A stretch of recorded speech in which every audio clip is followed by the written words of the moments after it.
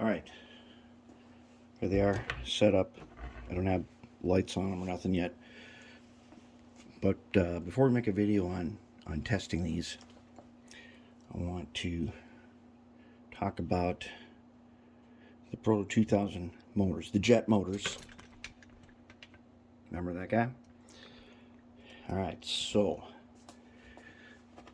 the decoders that were in here that we took out that had all that stuff and that tape and everything on them, that didn't really matter. That they failed.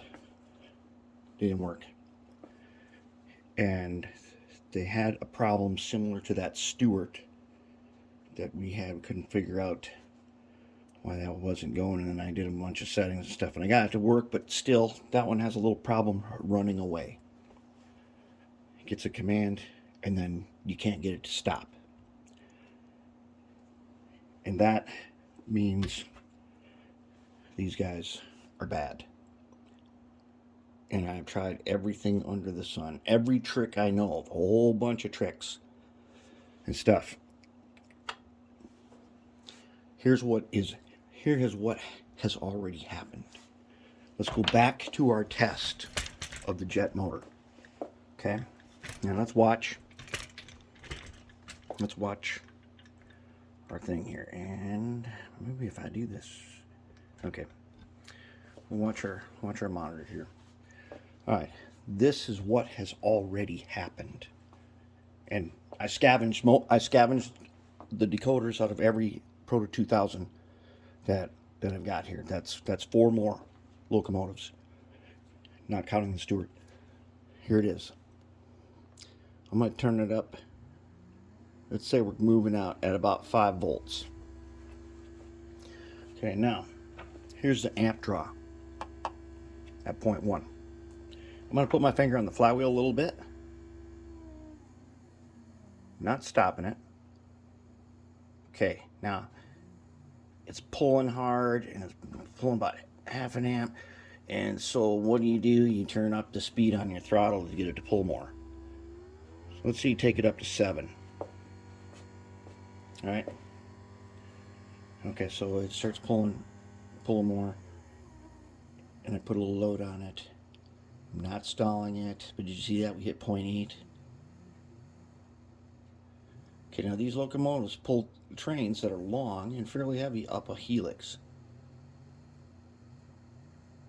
Here we go, we're hitting like 0.7 and a little bit of 0.8 once in a while. Alright, so they're going really slow. Alright, so we're going to turn, let's say this is 3/4 of the way and we turn it to 9 volts. Even though that's probably more like 60% on the layout that this runs on. Okay, now we're at 9 volts and they're moving out a little better. Still 0.1. But then I've got a load on it. It's going up the helix. And it's working hard. See that 0.8?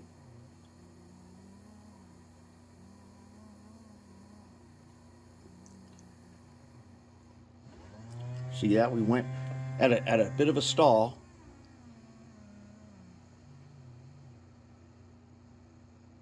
We just broke through the 1 there. Just a little bit. So let's say then we run it up to like 11. We're not even going full speed yet on DCC layout. See that? 1.1. And we're not stalled. Working hard, but 1.2. Now we are drawing without stalling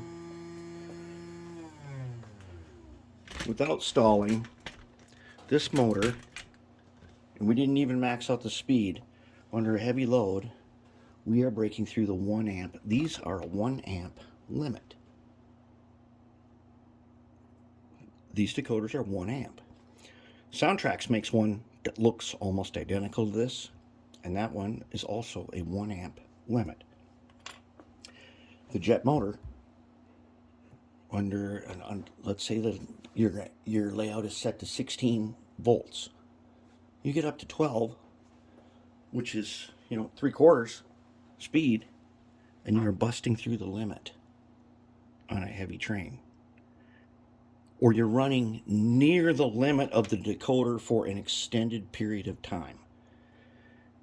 And that is why these are crapping out. Because under normal operations where it doesn't have to pull real hard or go up steep grades, jet motor's fine. But when it has to work hard, it will test the limits and break through those limits on these guys. Okay, now the Rev 1 motor is not going to do exactly that, but we're going to check it. And same with other more modern motors. They're going to be a little bit better, but we're going to try our Rev 1 here. Got my bench tester model. Whoops. And of course, we tested them many times. And let's get him up here. Let's get it. He's been soldered and unsoldered a few times, so he's a little bit slippery. All right, let's weight him down. All right. Okay. And let's watch our screen again. Now,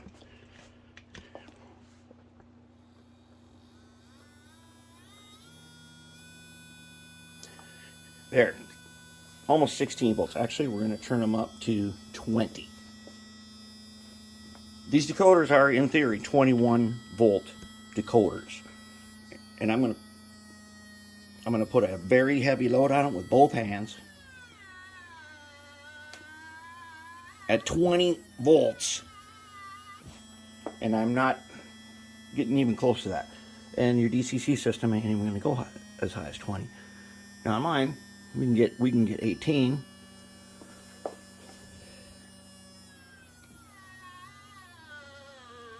I can't pinch them. I'm burning my fingers, and I'm only getting to 0.7, and it's never going to... This thing has enough torque, it's not going to get that way. It's going to stay right around 0.3 for a heavy load. That's what a modern motor does. The jet motor breaks through the limit. See, under normal ops here, let's say we're on, just switching, yard switching and stuff. Very heavy load. I can't even stop it with both hands. We're going to 0.4. That's what we want on motors for our decoders. Or if we stall them at all, we don't want them to top that 1 amp. Now, ditch tracks, the DH126 that we use a lot, that's a 1.5 amp. And so that's good. I'm thinking what we've got to do for the other protos, there's 2 GP30s and 2 GP38s. Plus that Stewart, they need a 1.5 amp decoder.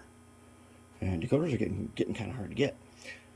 But I think what we want to do is we want to find a 1.5 amp decoders for those, because they only need 4 functions. And that will probably solve our problems with the jet motor.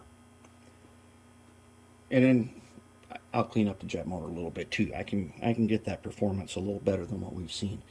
But that's the problem with these, and the symptom is when you set them on the track, you go through and you identify them, and let's say you program speed table, the motor's got to click over when you're doing that. You should start going click, click, click, click, click. That tells you that the motor is sensitive. And just that tiny little bit will click it over a pole. But then you set this on the track and you try to go. You wait 30 seconds and it starts moving, and you might not be able to stop it by hitting stop.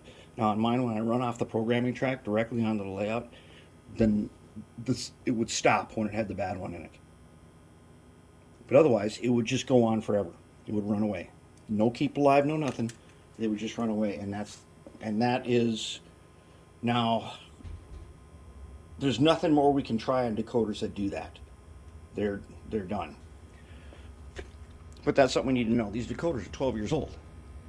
And they have put in the work over the years.